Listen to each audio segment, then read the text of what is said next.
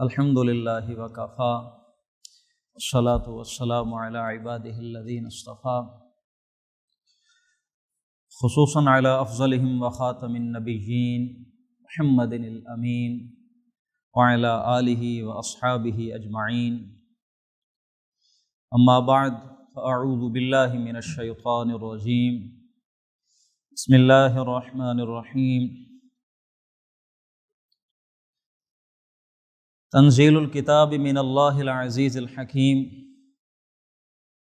انا انزلنا الیک الکتاب بالحق فاعبد اللہ مخلصا لہ الدین الا للہ الدین الخالص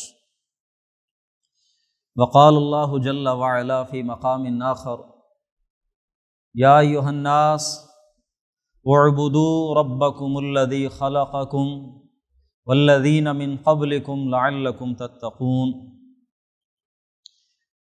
وقال جل وعلا فی سورۃ الذاریات وما خلقت الجن والانس الا لیعبدون وقال اللہ تبارک وتعالی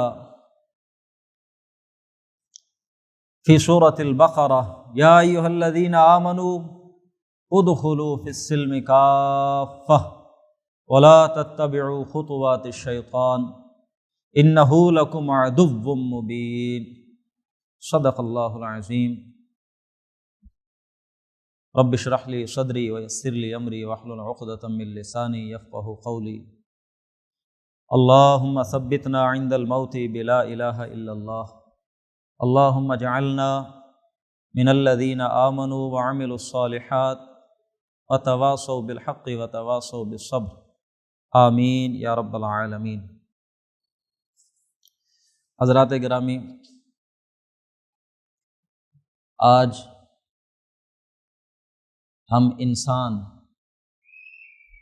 اس زندگی کو بہترین زندگی تصور کرتے ہیں جو با مقصد بے مقصد کوئی زندگی گزار رہا ہو تو وہ گویا کہ ویسٹ کر رہا ہے اپنی ساری انرجیز جو بھی اللہ نے اسے ریسورسز دی ہیں، بے مقصد زندگی گزار۔ قابل انسان وہ ہے جو با مقصد زندگی گزارتا ہے، کوئی زندگی میں وہ اپنے آئیڈیل کو، نصب العین کو، کوئی ڈیسٹینیشن ہو جو وہ اپنے ذہن میں سیٹ کر لیتا ہے، پھر اس کو اچیو کرنے کے لیے وہ زندگی گزارتا ہے تو وہ اسے کامیاب انسان تصور کیا جاتا ہے۔ انسان کا اصل مقصد ہے کیا؟ دیکھیے، کسی بھی چیز کا صحیح مقصد تو وہی بتا سکتا ہے جو اس کا بنانے والا ہے۔ آپ اور میں کوئی ادارہ، کوئی انجمن، کوئی جماعت، کوئی بھی شے بناتے ہیں تو اس کے پیچھے کوئی ارادہ ہوتا ہے، بنانے والا ہی بتا سکتا ہے کہ اس کا مقصد کیا ہے۔ اللہ رب العزت نے اس کائنات کو بنایا، اس کائنات کو بنانے کے بعد انسان کو بنایا، انسان کو بنانے کے بعد اللہ نے اس کے بنانے کا، پیدا کیے جانے کا مقصد بتلایا ہے کہ میں نے انسان کو پیدا اس لیے کیا، اس کا مقصد یہ ہے۔ اب انسانوں میں کچھ تو ایسے ہیں کہ جو اللہ کو ہی نہیں مانتے، انہوں نے اللہ کے بتائے ہوئے مقصد کو بھی نہیں مانا۔ جب وہ اللہ کو ہی تسلیم نہیں کرتے تو اللہ کی بتائی ہوئی بات بھی وہ مانتے۔ لیکن دوسری طرف کچھ ایسے لوگ ہیں، ہم بھی انہی میں شامل ہیں الحمدللہ، کہ ہم اللہ کو اپنا اور اس کائنات کا خالق تسلیم کرتے ہیں کہ ہمارا پیدا کرنے والا اللہ ہے، ہمارا مالک ہے جو اوپر آسمانوں پر بیٹھا، ہم تسلیم کرتے ہیں وہی ہے اس کائنات کا بنانے والا۔ اس اللہ نے ہمارا مقصد ہمیں بتلایا کہ دیکھو، تمہیں میں نے پیدا کیا، اس دنیا میں بھیجا کیوں؟ سمجھ لو یہ ہے تمہارا مقصد۔ قرآن مجید کے دو مقامات، پہلا تو سورۃ بقرہ، اس کے تیسرے رکوع کا آغاز ہے، پہلی آیت ہے۔ اللہ فرما رہے ہیں یا ایھا الناس، اے لوگو، اعبدوا ربکم، اپنے رب کی عبادت کرو۔ اپنے مالک کی عبادت کرو، الذی خلقکم، جس نے بنایا ہے، اسی کی عبادت کرو۔ یہ ذہن میں رکھیں کہ قرآن مجید تھوڑا بہت بھی جنہوں نے پڑھا ہے ان کے پیش نظر یہ بات ہے کہ اللہ نے جتنے بھی انبیاء کا ذکر کیا، جتنے بھی رسولوں کا ذکر کیا، ہر رسول نے اپنی قوم کو جا کر دعوت کس چیز کی دی؟ اللہ تعبدوا الا اللہ، کہ دیکھو عبادت کس کی کرنی ہے؟ صرف اللہ، یہ مقصد ہے تمہارا۔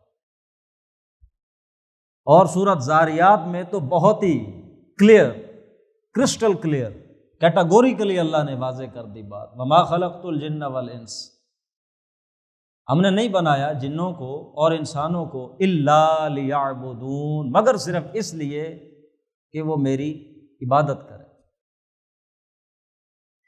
اب ہم نے سمجھنا یہ ہے کہ یہ جو اللہ نے ہمیں مقصد بتلایا ہے کہ میری عبادت کرو، آیا کہ ہم اس مقصد کو پورا کر رہے ہیں؟ اللہ جو چاہتا ہے کہ اس کی عبادت کی جائے، ہم ذرا سمجھیں، جائزہ لیں، کیا ہم اللہ کی عبادت کر رہے ہیں کہ نہیں کر رہے؟ اپنی زندگی کو بامقصد طریقے پر گزار رہے ہیں کہ نہیں؟ اس مقصد کے حصول کے لیے کوششیں کر رہے ہیں کہ نہیں کر رہے؟ مقصد کیا ہے؟ دوبارہ تازہ کریں ذہن میں، اللہ کی عبادت، یہ ہے زندگی میں انسان کا مقصد۔ اب ہم سمجھیں کہ ہم یہ مقصد پورا کر رہے ہیں کہ نہیں۔ عبادت کا تصور اپنے ذہن میں سب سے پہلے تو ذرا واضح کریں کہ آپ اور میں عبادت سمجھتے کسے ہیں۔ ہمارے ذہنوں میں عام طور پر جب بھی ذکر ہو اس کا، اللہ کی عبادت کا، تو جو چیز سب سے پہلے ذہن میں آتی ہے وہ یہ نماز ہے، یا اس کے ساتھ ساتھ اور روزہ ہے، یا ذکر اذکار ہیں، قرآن مجید کی تلاوت ہے، کچھ بزرگوں کے بتلائے ہوئے وظیفے ہیں۔ ہمارے ذہن میں عبادت کا یہ تصور ہے، یہ ہے اللہ کی عبادت۔ تو قرآن پڑھ رہا ہے تو اللہ کی عبادت کر رہا ہے، تو نماز پڑھ رہا ہے تو یہ بھی اللہ کی عبادت کر رہا ہے۔ ہمارے ذہنوں میں عبادت سے مراد یہ عبادت کا نظام جو اللہ نے دیا ہے چند طور طریقوں کی شکل میں، یہ ذہن میں آتا ہے۔ اگر اسی کو ہی صرف عبادت مان لیا جائے تو یہ عبادت، قرآن کی تلاوت، نماز کا پڑھنا، ذکر اذکار کرنا یا اس طرح کی اور چیزیں، یہ انسان دن میں کتنی دیر کر لیتا ہے؟ آپ میکسیمم اس کے لیے کوئی کیلکولیشن کریں گے تو 2 گھنٹے، 2.5 گھنٹے، 3 گھنٹے انسان گویا کہ اللہ کی عبادت میں گزارتا ہے۔ 5 نمازیں پڑھ لیں، کچھ اس نے تلاوت کر لی، کچھ بیٹھ کے اللہ کا ذکر اذکار کر لیا۔ اس عبادت کے کرنے میں 24 گھنٹے میں سے صرف 2-2.5 گھنٹے اتنے صرف ہوتے ہیں۔ تو 24 میں سے جو باقی 20 گھنٹے ہیں، 21 گھنٹے ہیں، اس میں پھر کیا کیا جائے؟ عبادت تو صرف 2-3 گھنٹوں میں ہوتی ہے، اور باقی 21 گھنٹوں میں ہم نے کیا کرنا ہے؟ تو سمجھ لینا چاہیے کہ ہمارے ذہنوں میں جو عبادت کا تصور ہے وہ انکمپلیٹ ہے۔ ہمیں صحیح معنوں میں پتہ نہیں ہے کہ عبادت کا تقاضا کیا ہے، عبادت کا مفہوم کیا ہے، عبادت کے معنی کیا ہیں، عبادت کے ساتھ، اس لفظ کے ساتھ کس قسم کا جذباتی لگاؤ ہمارے ذہنوں میں ہونا چاہیے، وہ محو ہو گیا۔ اس لفظ عبادت کو پہلے سمجھیں۔ عربی زبان کا یہ جو لفظ عبادت ہے، اس کو اردو میں اگر ترجمہ کیا جائے تو اس کا مطلب بنتا ہے غلامی۔ اللہ کی عبادت کرو، اللہ کی غلامی کرو۔ غلامی میں کیا چیز ہوتی ہے؟ اطاعت، آپ نے بات ماننی ہوتی ہے۔ اللہ کی عبادت کرو، اللہ کی اطاعت کرو، اللہ کی غلامی کرو، ایک ہی مطلب۔ اور اللہ کی غلامی سے مراد 24 گھنٹے، دن میں، رات میں، ہر وقت، ہر کیفیت میں، ہر معاملے میں، ہر لمحہ، ہر پل ہر لحظہ، ہر آن، ہر وقت بات کس کی ماننی؟ اللہ کی۔ غلامی کس کی کرنی؟ اللہ کی۔ ایک اور چیز بھی یہاں ایڈ کر لیں کہ یہ جو صرف بات ماننا ہے، صرف اطاعت کرنا، صرف غلامی کرنا بغیر محبت کے، یعنی آپ کہا تو مان رہے ہیں اللہ کا، ٹھیک ہے، آپ نے جھوٹ بولنا تھا، آپ نے نہیں بولا، یا آپ نے کوئی اور کام تھا اپنے کاروبار میں، جھوٹی قسم اٹھانی پڑ رہی تھی، آپ نے نہیں بولی، قسم نہیں اٹھائی آپ نے، یا اس طرح کا کوئی اور کام، اللہ کا حکم آپ نے مانا تو صحیح، لیکن آپ کو اندر ہی اندر دل میں کو بہت زیادہ نفرت بھی ہے کہ یہ کیسے معاملہ ہو، یہ مطلب یہ نہیں ہونا چاہیے۔ آپ اگر اللہ کی بات مانیں گے اس کیفیت کے ساتھ کہ دل آپ کا اس پہ راضی نہیں ہے، دل تنگ ہے، تو وہ آپ کا بات ماننا بھی عبادت شمار نہیں ہے۔ وہ جو منافقین کا طرز عمل تھا، اللہ کے رسول کی بات ماننا تو مجبوری ہو جاتی، بات مان لیتے تھے لیکن دل سے آمادہ نہیں ہوتے، راضی نہیں ہوتے۔ یہ جو لفظ عبادت ہے، اس کو آپ بول سکتے ہیں صرف بات مان لینے پر ہی، صرف اطاعت کسی کی کر لینا، صرف کسی کی غلامی کر لینا، یہ بھی لفظ عبادت میں اس کا مفہوم ہے، لیکن اللہ کی عبادت یہ اس وقت لفظ بنے گا جب اس میں محبت بھی شامل ہو جائے۔ اللہ کی غلامی کرنا محبت کے ساتھ، اپنے گلے میں گویا یوں سمجھ لیں کہ غلامی کا ہم نے پٹا ہے جو ڈالا ہوا ہے، اللہ کی غلامی کا، اور ہم خوش ہیں اس پر کہ ہم اس اللہ کے غلام ہیں، ہم ادھر موو کریں گے جدھر اللہ کا حکم ہوگا۔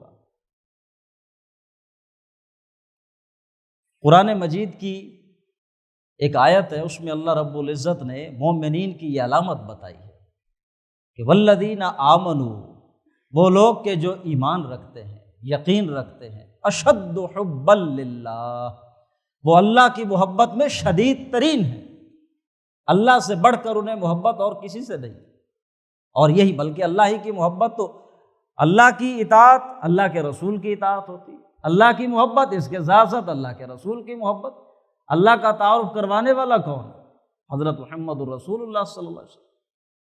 اور سورۃ احزاب میں اللہ کے رسول کے ساتھ مسلمانوں کی محبت اللہ نے یوں بتلائی، النبی اولیٰ بالمؤمنین من انفسہم، کہ نبی تو مومنوں پر ان کی جانوں سے بھی زیادہ حق رکھتا ہے، اور اللہ کے رسول نے خود بتلایا لا یؤمن احدکم، تم میں سے کوئی مومن ہی نہیں ہو سکتا حتی اکون احب الیہ من والدہ و ولدہ والناس اجمعین، جب تک میں اسے محبوب تر نہ ہو جاؤں، زیادہ محبوب نہ ہو جاؤں اس کے باپ سے، اس کے بیٹے سے، اور دنیا میں موجود تمام لوگوں سے۔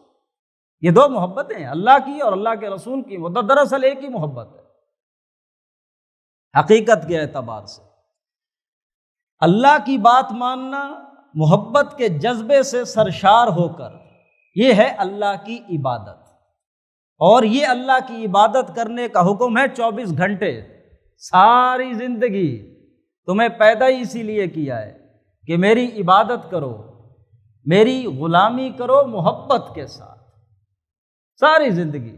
اور بلکہ سورۃ ہجر کی آیت کے مطابق اللہ فرماتے ہیں وَاعْبُدْ رَبَّكَ حَتَّى يَأْتِيَكَ الْيَقِينُ، اللہ کی ہی غلامی کرتے رہو یہاں تک کہ تم پر موت آ جائے۔ جب تم پر موت آئے تو کیفیت یہ ہو کہ تم اللہ کی غلامی کر رہے ہو، اللہ کی فرما برداری کر رہے ہو، اللہ کی اطاعت کر رہے ہو محبت کے جذبے سے۔ ہم خوش ہیں اس بات پر کہ اللہ تو نے ہم پر یہ مہربانی فرمائی، ہمیں اپنا غلام بنا لیا۔ بادشاہ کا احسان ہوتا ہے نا کہ کسی کو اپنی غلامی کے لیے چن لے۔ منت منے کہ خدمت سلطان ہمیں کنی، منت شناس حضو کہ بخدمت بداشتت، تو بادشاہ کا احسان ہے کہ اس نے آپ کو اپنی غلامی کے لیے چن لیا۔ ہم جب کہتے ہیں کہ الحمدللہ ہم مسلمان ہیں تو یہ اللہ کی مہربانی ہے، اللہ کی تعریف اور بڑائی ہے اس بات پر کہ اس نے ہمیں توفیق دی اپنا غلام بننے کی، وگرنہ کتنے ہی دنیا میں لوگ ہیں، آلموسٹ 8 بلین ہیں، وہ کتنے جو مسلمان نہیں ہیں، اللہ کو اپنا خالق نہیں مانتے، اپنا مالک نہیں مانتے، اللہ کے سامنے جھکتے نہیں ہیں، اللہ کے غلام نہیں ہیں۔ پہلی بات تو یہ ذہن میں واضح کر لیں کہ ہم ہیں اللہ کے غلام۔ اچھا، غلامی کو بھی ہم آج چونکہ غلامی کا دور ہی نہیں ہے تو ہم غلام کی حیثیت کا تصور اپنے ذہن میں واضح نہیں کر سکتے۔ آپ اور میں اس وقت غلام کو دیکھ نہیں سکتے کہ غلام کیسا ہوتا ہے، مالک کے سامنے اس کی کیا حیثیت ہے، اس کا کیا مقام ہے، ہم نہیں سمجھ سکتے۔ غلامی کا دور رہا نہیں، ڈائریکٹ سلیوری ختم ہو گئی۔ آج تو ہمارے سامنے لے دے کے ایک تصور بچ جاتا ہے نوکر کا، ملازم کا، جو ہم ہائر کر لیتے ہیں، امپلائی۔ لیکن غلام وہ تو کسی درجے میں امپلائی والا تو تصور ہو نہیں سکتا۔ بلکہ دو تین باتیں تو ہیں، آپ سمجھ لیں اس کو بڑی وضاحت کے ساتھ اسی کمپیریشن میں، کہ جو آپ نوکر رکھتے ہیں، جو آپ ملازم رکھتے ہیں، اس کے ذمے کوئی کام لگاتے ہیں، آپ اس کو اس کی جیڈیز بتاتے ہیں کہ بھائی یہ آپ کے کام ہیں، یہ آپ نے کرنے، ہم آپ کو ملازم رکھ رہے ہیں، آپ کو نوکری دی جا رہی ہے، یہ آپ نے کام کرنے، اور اس کا موازنہ غلام سے کریں۔ غلام جو ہوتا تھا اس کا کوئی ایک، کوئی دو، کوئی تین کام اسپیسیفکلی ڈکٹیٹ نہیں پہلے کیے ہوتے تھے کہ یہ غلام نے تو بس یہی دو کام کرنے، ایسا نہیں۔ غلام نے ہر وہ کام کرنا ہوتا ہے جس کا اس کا مالک حکم دے، ہر وہ کام۔ تو آپ تصور میں لائیں، آپ نوکر کو ہر کام نہیں کہہ سکتے، اس سے ریلیٹڈ کوئی جو دو چار کام ہوں گے وہی آپ کہیں گے۔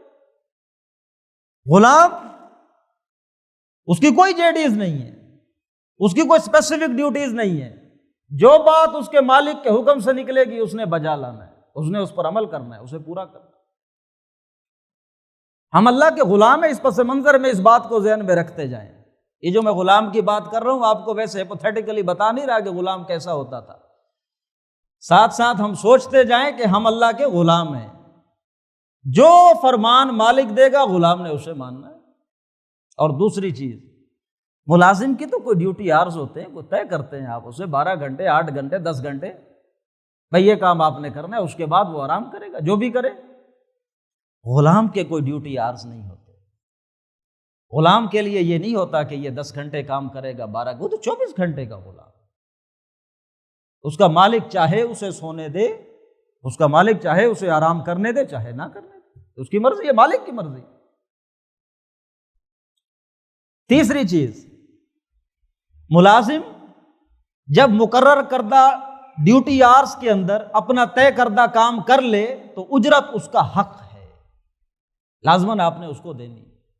لیکن غلام 24 گھنٹے کام کر کے جو بھی مالک کہے، جو بھی اس کا آقا کہے، وہ سارے کام کرنے کے بعد بھی غلام کا کوئی حق، وہ مالک کی مرضی ہے، جو بھی اسے مالک دے گا وہ مالک کا فضل ہوگا، مہربانی ہوگی، اسی کا احسان ہوگا، غلام کا کوئی حق نہیں۔ 24 گھنٹے اس کی اطاعت کرنے کے بعد بھی اس کا۔ اب اس غلام کے تصور کے ساتھ میں اور آپ اپنے اوپر طاری کر کے دیکھیں کیفیت، آیا کہ ہم اللہ کی غلامی کرتے ہیں اس سوچ کے ساتھ کہ 24 گھنٹے اللہ کا حکم مانیں، اور اس کے بعد بھی ہمارے ذہن میں یہ بات ہو کہ یہ جو کچھ ہمیں مل رہا ہے یہ مالک کا فضل ہے، کوئی میرا حق۔ اور سب سے پہلے تو یہ دیکھیں نا کہ جو ہم غلامی کرتے ہیں اللہ کی، ہم کوالیفائی کر بھی رہے ہیں کہ نہیں اس عبادت کو، اس غلامی کو۔ سب سے پہلے آپ لے لیں، یہی نماز ہے۔ ہم مسلمانوں میں سے، بلکہ جس ملک میں ہم رہتے ہیں اس کی تو عظیم اکثریت دیہاتوں میں بستی ہے۔ میں خود چونکہ دیہات سے ہوں، دیہاتی لوگوں میں نماز کا اور جمعے کا کوئی تصور نہیں۔ خال کہیں کسی مسجد کے اندر دیہات کی آپ پڑھتے ہوں، وگرنہ موسٹلی دیہاتوں میں تو وہ جو اپنے کام کاج ہیں اسی میں مشغول ہیں، اسی میں مصروف ہیں۔ پرسنٹیج آپ لگائیں تو 10 سے 20% بھی نہیں ہوں گے دیہاتی جو یہ نمازیں اور جمعہ اس کا اہتمام کرتے۔ باقی رہ گئے یہ ہمارے جو ہم شہر میں لوگ اب رہ رہے ہیں، ان کی نماز کی کیفیت، کتنے لوگ ہیں نماز پڑھتے ہیں، یہ آپ کے سامنے کی چیز۔ اور اس کے علاوہ روزہ اچھا، اس کو بھی یوں سمجھیں کہ یہ جو اللہ نے عبادات کا نظام دیا ہے، نماز، روزہ، حج اور زکوٰۃ، یہ دراصل یہ نظام دینے کی حکمت اور مقصد بھی یہ ہے کہ انسان اس عبادت کو قائم رکھ سکیں جو مقصود ہے، جو اصل انسان کا مقصد ہے۔ اس کا قائم رکھنا کوئی آسان تو نہیں ہے۔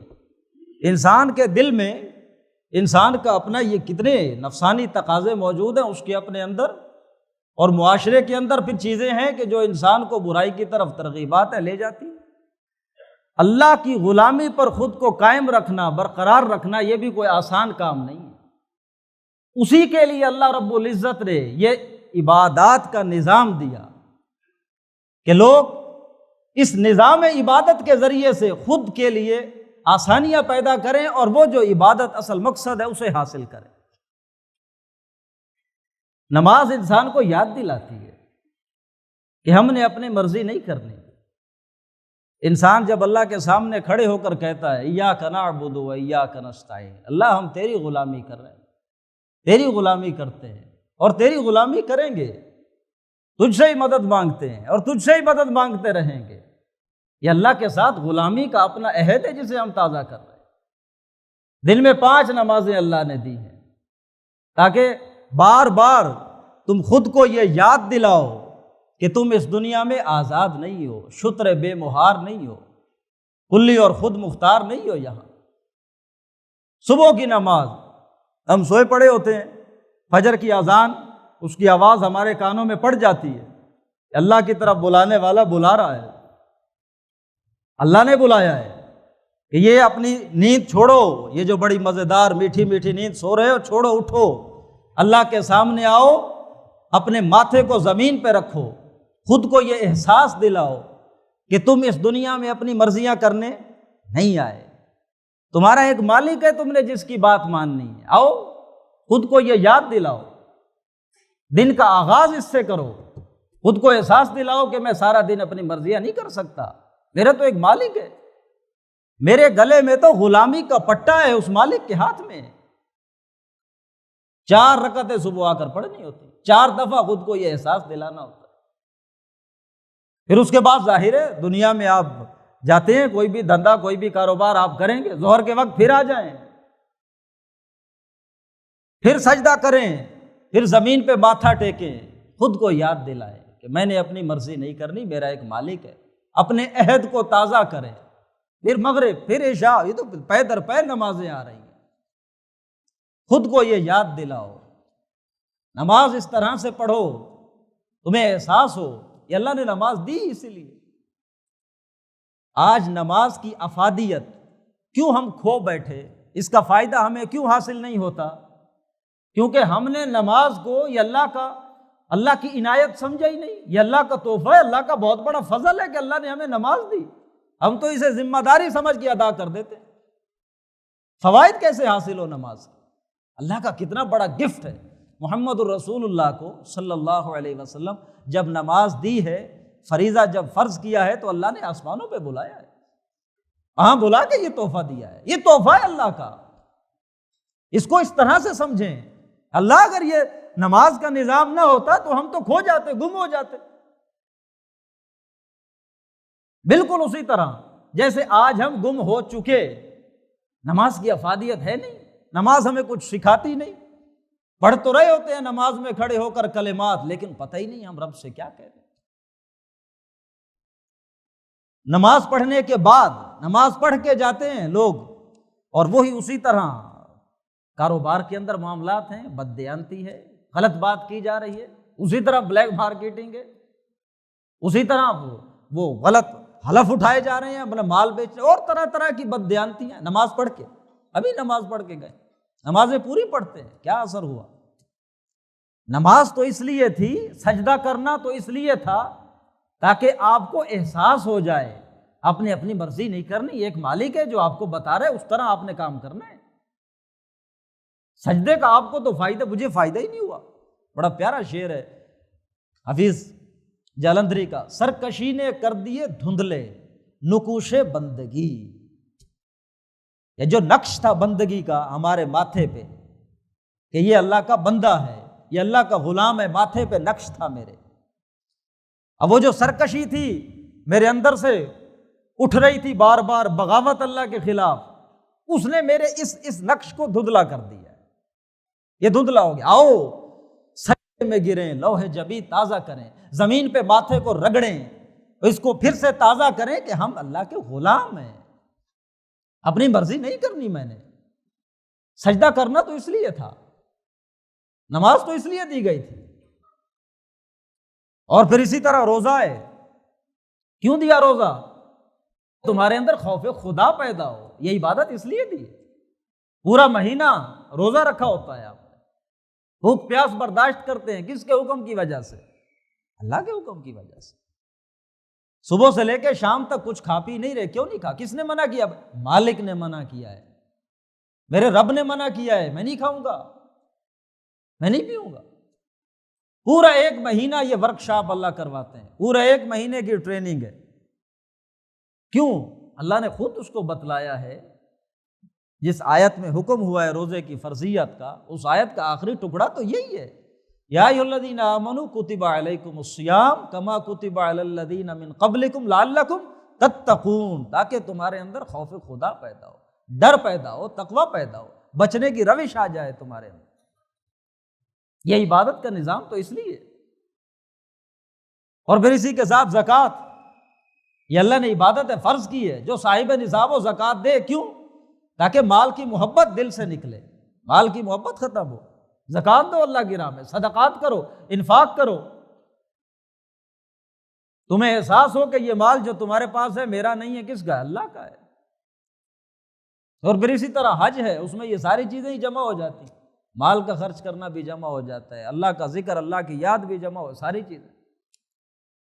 یہ عبادات کا نظام تو اس لیے تھا کہ تم ان کے ذریعے سے وہ جو اصل عبادت ہے، اللہ کی اطاعت، اللہ کی غلامی، اسے قائم رکھ سکو، اسے اپنی زندگی میں برابر، وہی تو مقصد ہے تمہارا، تاکہ تم اسے حاصل کر سکو۔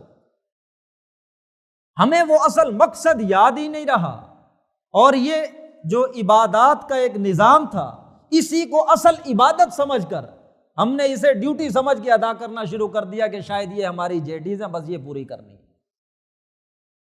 اصل یہ نہیں ہے، اصل جو مقصد ہے وہ اللہ کی 24 گھنٹے کی غلامی ہے، ہر معاملے میں، ہر کیفیت میں، ہر لحظہ اور ہر آن اللہ کا حکم ماننا ہے، یہ ہے مطلوب، یہ ہے اللہ کی عبادت جس کا اللہ تقاضا کر رہا ہے۔ اب آپ یہ اس چیز کو، اس تصور کو ذہن میں بٹھا کر کہ اللہ یہ غلامی کا تقاضا کرتا ہے، اللہ نے ہمیں مقصد ہی یہ بتلایا ہے، عبادت، ہر وقت کی غلامی، ہر معاملے میں اسی کا حکم ماننا، ہر کیفیت میں اسی کی بات کو پیش نظر رکھنا۔ اب میں اور آپ اپنی زندگیوں کو دیکھیں، اپنے گریبان میں جھانک کر، کیا ہم اللہ کی عبادت کر رہے ہیں اس طرح سے؟ اللہ کی غلامی اس طرح سے ہم کر رہے ہیں؟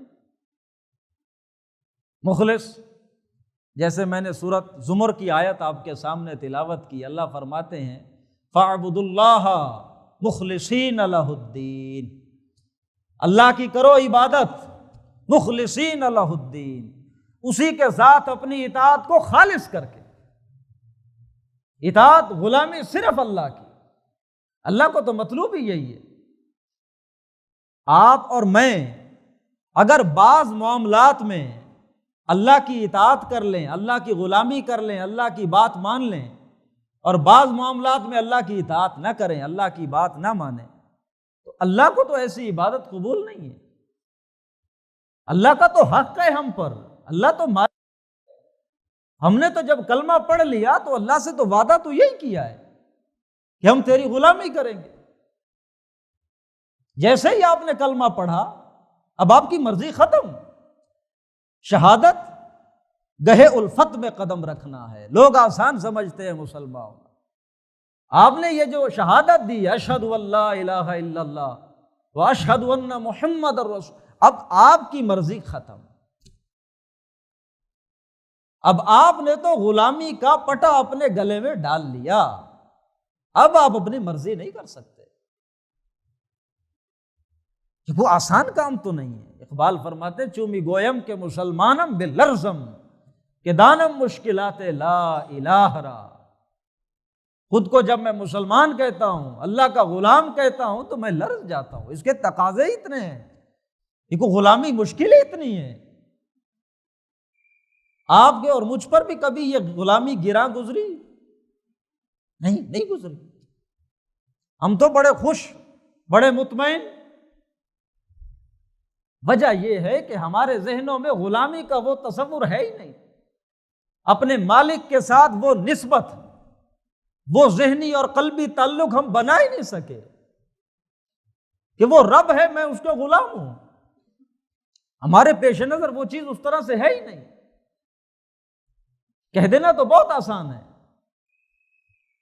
اللہ میرا مالک ہے، میں اس کا غلام ہوں، لیکن غلامی اس کا آپ تجزیہ کر لیں، میں تجزیہ کر لوں۔ کیا ہمارے گھروں میں یہ جو اللہ کا حکم ہے، ہمارے مالک کا حکم، اس کے دیے ہوئے حکم کے مطابق حیا پر مبنی ستر و حجاب والے احکامات ہیں ہمارے گھروں میں؟ اسی طرح ان پہ عمل ہو رہا ہے؟ معاشرہ عکاسی کرتا ہے نا گھروں کی، معاشرہ مشتمل ہوتا ہے گھرانوں پر۔ یہ خاندان اور گھرانے ملتے ہیں تو معاشرہ بنتا ہے، خاندان اور گھرانہ مضبوط ہو، معاشرہ مضبوط ہوتا ہے۔ ایک گھر کے اندر، خاندان کے اندر جو چیز ہوتی ہے، معاشرے میں وہی چیزیں آتی ہیں۔ معاشروں سے مل کر، یہ خاندانوں سے مل کر معاشرہ بنتا ہے، اوپر سے تھوڑا ٹپک آتا ہے، آسمان سے تو نہیں ٹپک پڑتا نا یہ معاشرہ۔ تو یہ جو ہمارا معاشرہ ہے، اس میں عورتوں اور مردوں کا لباس وہ اسی طرح ساتر ہے جس طرح محمد الرسول اللہ نے بتایا صلی اللہ علیہ وسلم۔ حیا والا معاملہ یاد رکھیے، یہ تہذیب کی بنیاد ہے، کسی بھی سماج کی بنیاد ہے، بلکہ ایمان کی بھی بنیاد کہا جائے تو غلط نہیں ہوگا۔ اللہ کے رسول کا فرمان ہے صلی اللہ علیہ وسلم، اذا لم تستحی فاصنع ما شئت، جب تیرے اندر حیا نہیں ہے تو پھر تو جو چاہے کر، اللہ کو کوئی پرواہ۔ تو یہ معاشرے کے اندر جو بے حیائی ہے، اس کا سبب بننے والی چیزیں کون سی ہیں؟ اللہ رب العزت نے جو احکامات دیے تھے، ہم نے نافذ کیے گھروں میں، معاشرے میں تو وہی چیز نکلتی ہے جیسی گھروں میں ہوتی ہے۔ معاشرے کا نظام کیا ہے سماج کا؟ اور پھر اسی طرح ہم دیکھیں، آیا کہ جو ہمارے معاشی معاملات ہیں ان میں اللہ کے احکامات ہم مانتے ہیں، اللہ کی غلامی ہم کرتے ہیں اس طرح سے؟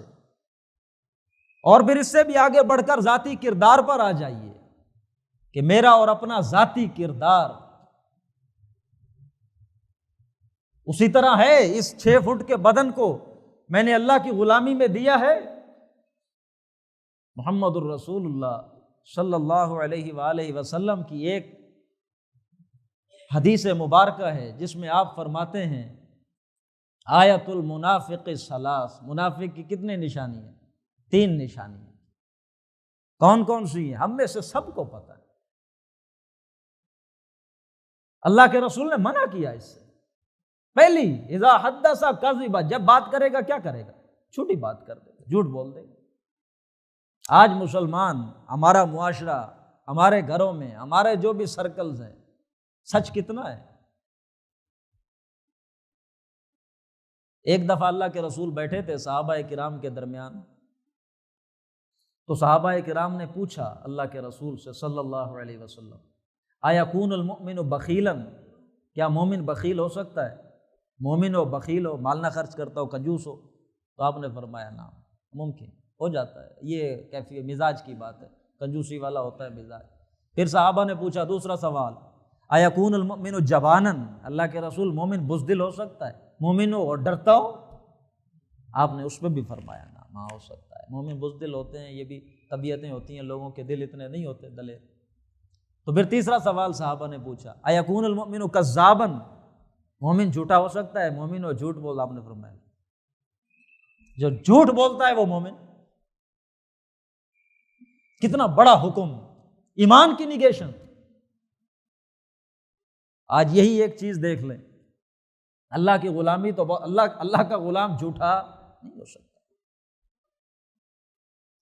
دوسری چیز، جب وعدہ کرے تو اس کی خلاف ورزی کر دے۔ اللہ کے رسول کا ہی فرمان ہے صلی اللہ علیہ وسلم، لا دین لمن لا عہد لہ، اس شخص کا کوئی دین نہیں ہے جس کے پاس عہد کی پاسداری نہیں، جو وعدہ وفا نہیں کرتا، کوئی ایمان دین ہی نہیں ہے اس شخص کا، اور کیا بات کریں گے آپ اس کی۔ آج مسلمان ہے، اللہ کا غلام ہے، میں آپ کو وہ باتیں بتلا رہا ہوں جس سے گویا کہ ایک اللہ کا غلام باغی ہو رہا ہوتا ہے، جن کاموں سے میں وہ گنوا رہا ہوں کہ آج ہم کلیم تو کرتے ہیں اللہ کی عبادت کا، اللہ کی غلینر بھر بھر کے دعاؤں کے بھیجے جا رہے ہیں ادھر فلسطین، پتہ نہیں کتنی دعائیں ہو رہی ہیں، اللہ سنتا ہے دعائیں۔ آپ اپنی ذاتی زندگی میں کتنی دعائیں مانگتے ہیں، کتنے کوئی جس سے بھی ملو، لوگ بہت سارے ملنے آتے ہیں، بات کرتے ہیں، پتہ نہیں کیوں دعائیں نہیں سنی جا رہی، پتہ نہیں کیوں نہیں دعائیں سنی جا رہی۔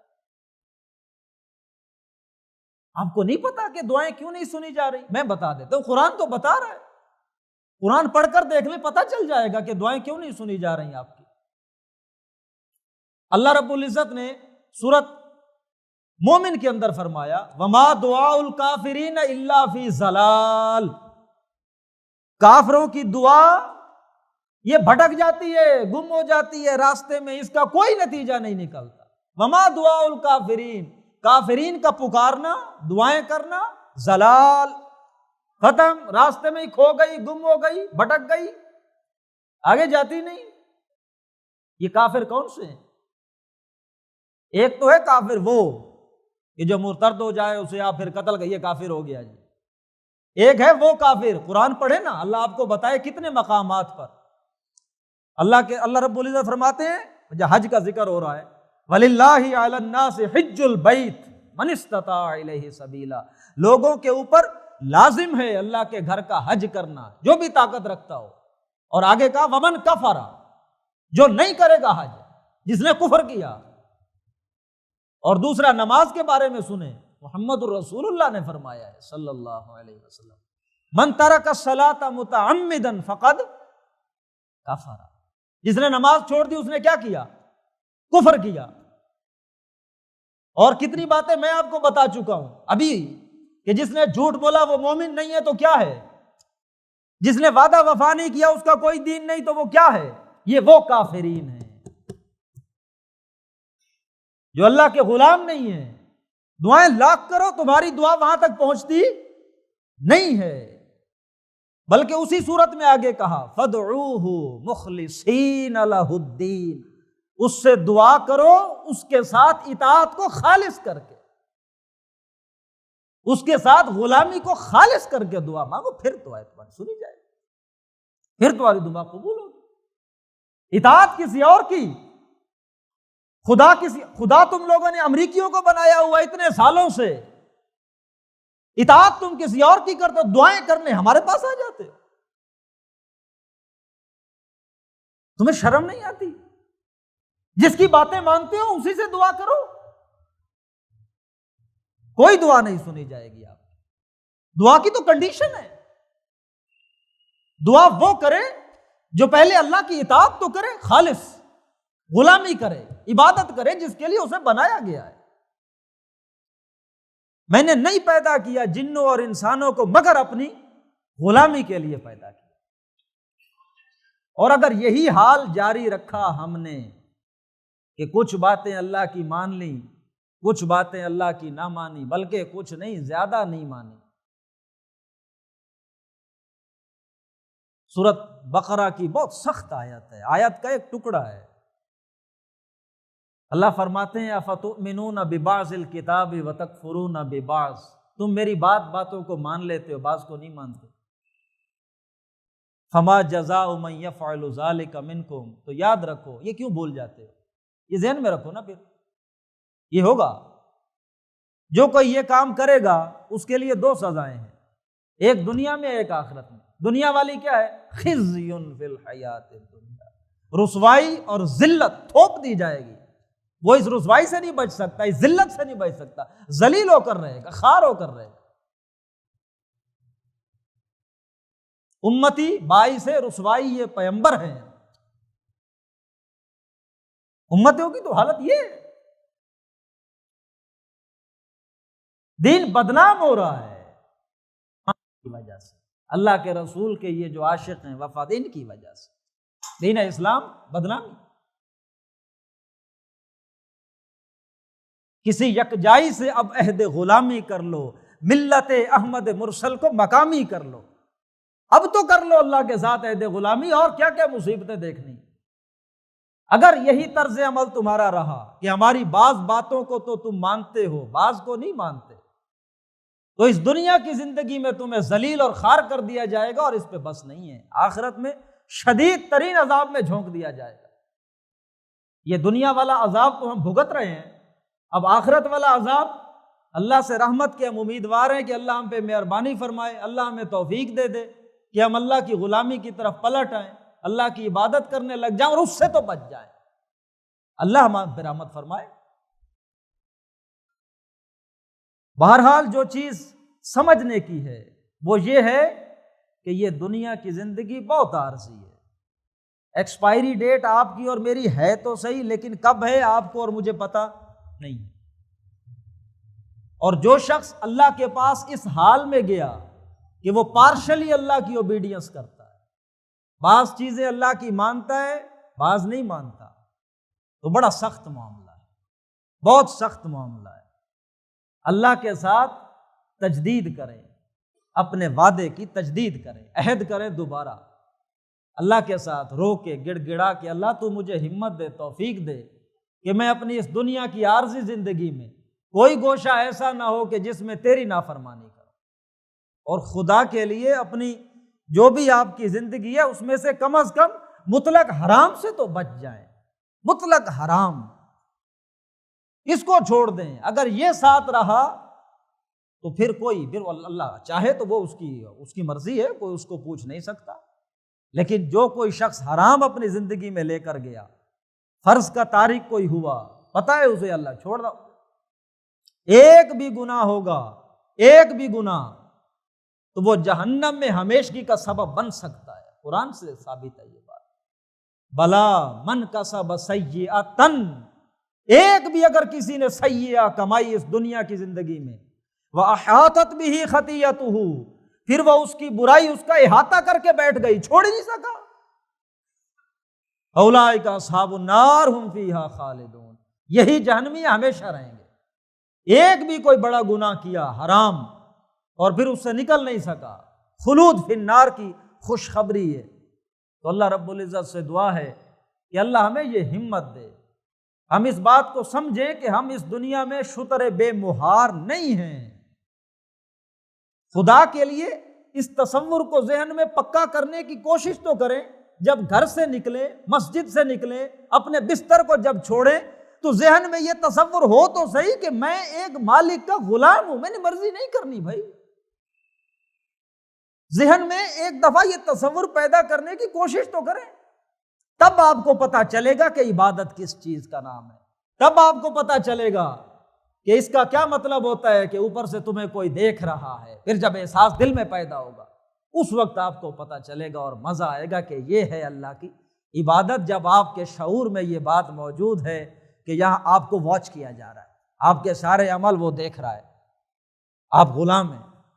اللہ رب العزت سے دعا ہے کہ اللہ مالک ملک ہمیں یہ ہمت اور توفیق دے کہ ہم اللہ کا استحضار اپنے ذہنوں میں رکھیں اور اسی کی ہی غلامی کریں اپنے 24 گھنٹے میں۔ بارک اللہ لی ولکم فی القرآن العظیم ونفعنی وإیاکم بالآیات والذکر۔